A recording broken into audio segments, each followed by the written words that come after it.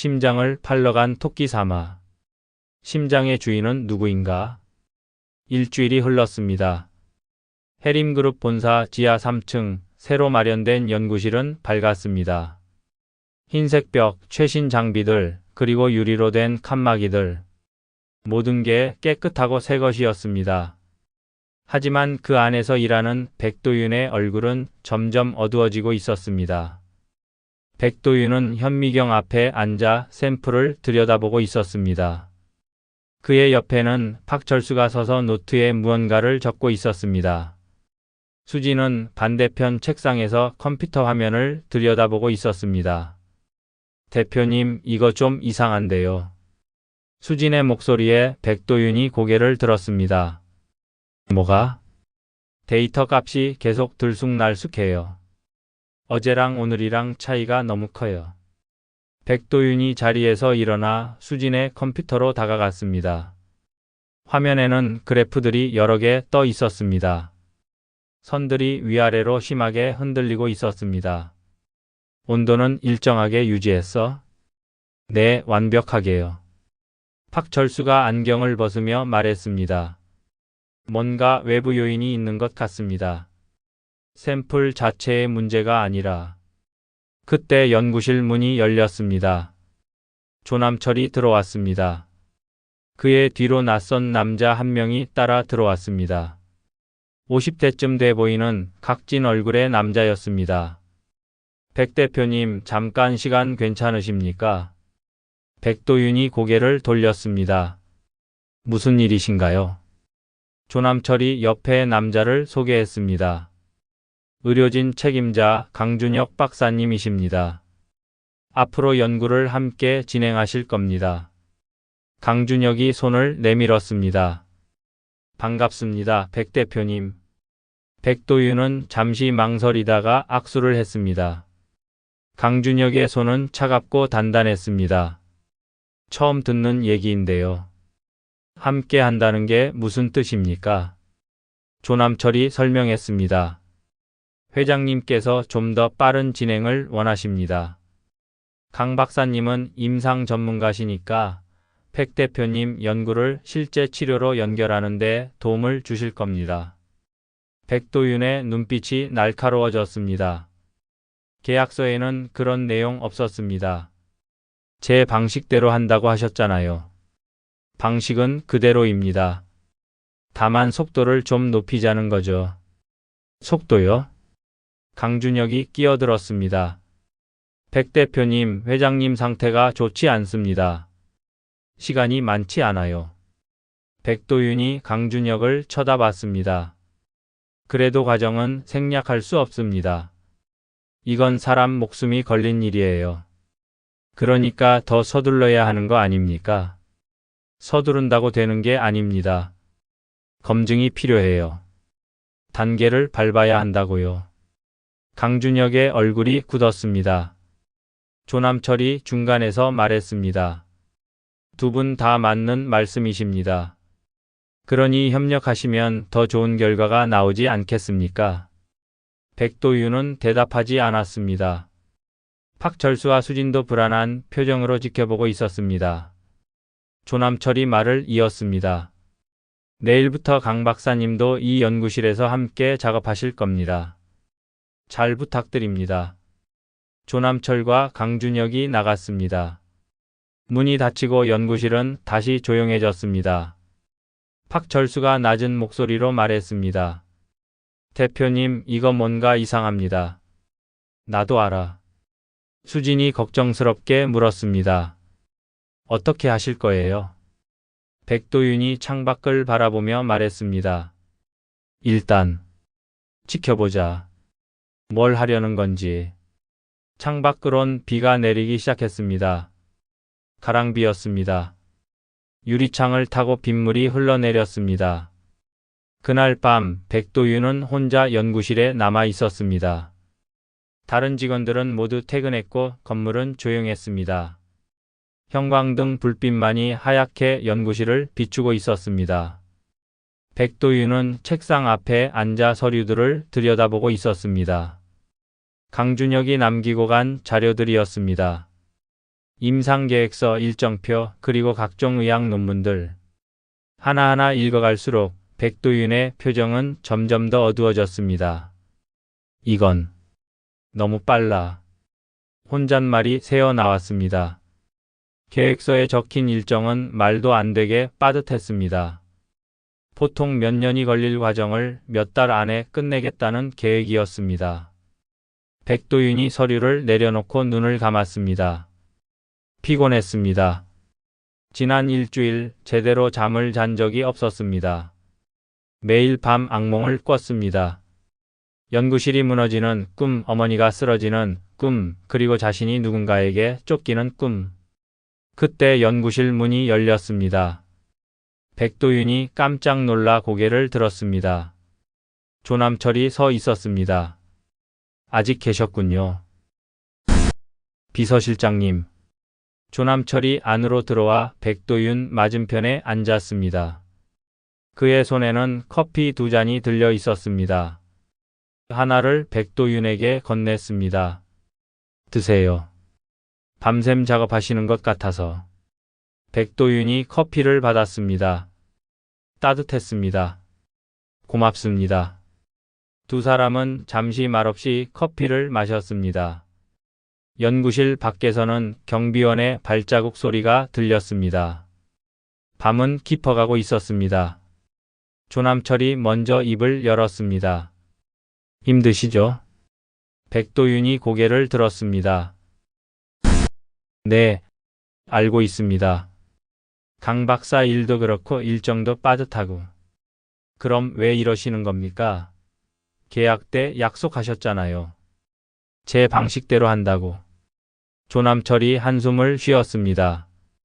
그의 얼굴에도 피로가 가득했습니다. 백 대표님, 솔직히 말씀드리겠습니다. 말씀하세요. 회장님 상태가 정말 안 좋습니다. 의사들이 길어야 3달이라고 합니다. 백도윤의 눈이 커졌습니다. 3달이요? 네. 그래서 서두르는 겁니다. 시간이 없어요. 백도윤이 커피잔을 내려놓았습니다. 손이 떨렸습니다.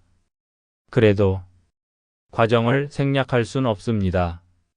검증되지 않은 치료법을 사람한테 쓴다는 게 말이 됩니까? 알고 있습니다. 하지만 다른 방법이 없습니다. 조남철이 백도윤을 똑바로 쳐다봤습니다. 백 대표님도 아시잖아요. 이게 회장님의 마지막 기회라는 걸. 백도윤은 대답하지 않았습니다. 그는 창밖을 바라봤습니다. 밤은 깊고 비는 계속 내리고 있었습니다. 조남철이 자리에서 일어나며 말했습니다. 생각해 보세요. 저도 이런 식으로 하고 싶지 않습니다. 비서실장님. 조남철이 돌아봤습니다. 정말로 회장님을 살리는 게 목적입니까? 아니면 다른 이유가 있습니까? 조남철의 얼굴이 굳었습니다. 잠시 침묵이 흘렀습니다. 무슨 뜻이죠? 저도 잘은 모르겠습니다. 다만 느낌이 이상해서요. 뭔가 제가 모르는 일이 벌어지고 있는 것 같습니다. 조남철이 한참을 백도윤을 바라봤습니다. 그리고 조용히 말했습니다. 백 대표님, 너무 깊이 생각하지 마세요. 그냥 연구만 하시면 됩니다. 그게 쉬운 일이면 좋겠습니다만. 조남철이 문을 향해 걸어갔습니다. 문 앞에서 그가 멈춰 섰습니다. 백 대표님. 네, 저도 선택의 여지가 없었습니다. 이해해 주시면 좋겠습니다. 조남철이 나가고 문이 닫혔습니다. 백도윤은 혼자 남았습니다. 연구실은 다시 고요해졌습니다. 백도윤이 책상에 얼굴을 묻었습니다. 깊은 한숨이 새어 나왔습니다. 사흘 후 연구실에는 긴장감이 감돌았습니다. 강준혁이 백도윤을 포함한 연구팀을 모아놓고 말했습니다. 오늘부터 1차 임상시험을 시작합니다. 백도윤이 벌떡 일어났습니다. 뭐라고요? 아직 동물 실험도 제대로 끝나지 않았습니다. 시간이 없습니다. 회장님이 기다리실 수가 없어요. 그래도 이건 아니잖아요. 검증되지 않은 치료법을 사람한테 쓴다고요? 강준혁이 차갑게 말했습니다. 백 대표님, 이건 명령입니다. 회장님께서 직접 승인하셨어요. 백도윤이 주먹을 쥐었습니다. 박철수가 그의 어깨를 잡았습니다. 대표님, 진정하세요. 수진도 불안한 얼굴로 서 있었습니다. 강준혁이 서류 뭉치를 테이블에 내려놓으며 말했습니다. 준비는 이미 끝났습니다. 내일 오전 회장님을 모시고 시술에 들어갑니다. 안 됩니다. 백도윤의 목소리는 단호했습니다. 제가 동의하지 않으면 진행할 수 없습니다. 계약서에 그렇게 되어 있어요. 강준혁이 비웃듯 웃었습니다. 계약서요. 백 대표님, 계약서가 뭐가 중요합니까? 지금 사람 목숨이 달린 문제예요. 그래서 더 신중해야 하는 거 아닙니까? 두 사람의 목소리가 점점 커졌습니다. 박철수와 수진은 불안하게 지켜보고 있었습니다. 그때 연구실 문이 열렸습니다. 조남철이 들어왔습니다. 그의 얼굴은 창백했습니다. 백 대표님, 비서실장님, 이거 좀 어떻게 해주세요. 이건 말도 안 되는 일이에요. 조남철이 잠시 말을 잇지 못했습니다. 그는 심호흡을 하고 말했습니다. 회장님께서 직접 만나보고 싶다고 하십니다. 지금요? 네, 지금 당장요. 백도윤이 강준혁을 쳐다봤습니다. 강준혁은 팔짱을 낀 채 서 있었습니다. 차가운 표정이었습니다. 백도윤이 한숨을 쉬며 말했습니다. 알겠습니다. 가죠. 회장실은 어두웠습니다. 커튼이 쳐져 있었고 불빛도 희미했습니다. 소파에 윤혜림 회장이 앉아 있었습니다. 일주일 전보다 더 수척해 보였습니다. 얼굴은 창백했고 숨소리도 거칠었습니다. 왔나, 백 대표. 목소리는 약했지만 여전히 권위가 느껴졌습니다. 백도윤이 조심스럽게 다가갔습니다. 회장님 상태가 내가 얼마나 안 좋은지 알지? 다 보이니까. 윤혜림이 힘겹게 웃었습니다. 백 대표, 내일 시술을 시작한다고 들었네. 회장님, 그건 말리려고 왔나? 백도윤이 고개를 숙였습니다. 아직 준비가 안 됐습니다. 위험합니다. 윤혜림이 기침을 했습니다. 조남철이 급히 물을 가져다 드렸습니다. 회장이 물을 마시고 말을 이었습니다. 위험하지 않은 게 어디 있나. 살다 보면 다 위험한 거야. 하지만 백 대표. 윤혜림이 백도윤을 똑바로 쳐다봤습니다. 자네한테 선택권을 주지. 지금 여기서 그만두고 나가도 좋아. 계약금도 돌려받지 않겠네. 백도윤의 눈이 커졌습니다. 그런 뜻이 아닙니다. 그럼 뭔가? 날 살리고 싶은 건가? 아니면 양심을 지키고 싶은 건가? 백도윤은 대답하지 못했습니다. 그의 머릿속이 복잡했습니다. 윤혜림이 계속 말했습니다. 나도 알아. 이게 무리한 일이라는 거. 하지만 나한텐 시간이 없어. 석 달, 아니 어쩌면 한 달도 안 남았을지 모르지. 회장의 목소리가 떨렸습니다. 나도 무서워. 죽는 게 무섭다고. 이 모든 걸 놓고 가야 한다는 게. 백도윤이 고개를 들었습니다. 회장의 눈에는 눈물이 맺혀 있었습니다.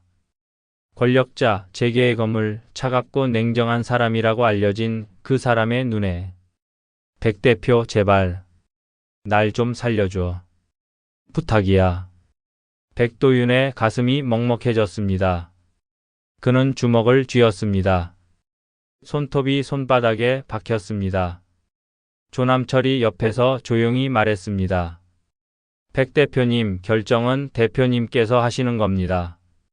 저희는 강요하지 않습니다.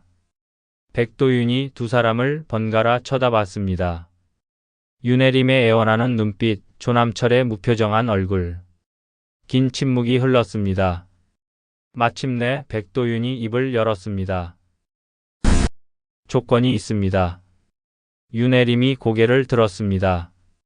말해보게. 모든 과정을 제가 직접 관리합니다. 강준혁 박사는 보조만 맡습니다. 그리고 혹시라도 위험한 상황이 생기면 즉시 중단합니다. 그렇게 하지. 마지막으로 백도윤이 회장을 똑바로 쳐다봤습니다.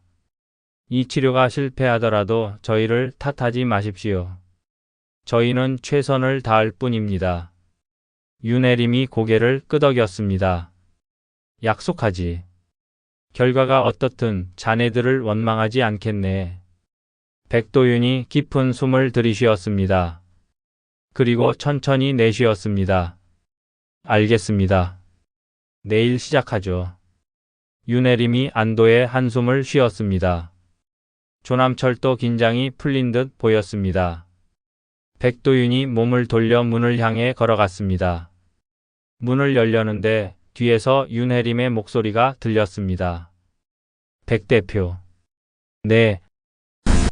고맙네. 백도윤은 대답하지 않았습니다. 그저 조용히 고개를 숙이고 회장실을 나왔습니다. 복도는 어두웠습니다. 창밖으로는 도시의 불빛들이 반짝이고 있었습니다. 백도윤은 한참을 서서 창밖을 바라봤습니다. 그의 눈에는 불안과 두려움이 가득했습니다. 하지만 동시에 무언가를 결심한 듯한 단호함도 있었습니다. 백도윤이 혼잣말처럼 중얼거렸습니다. 이제 정말 시작이구나.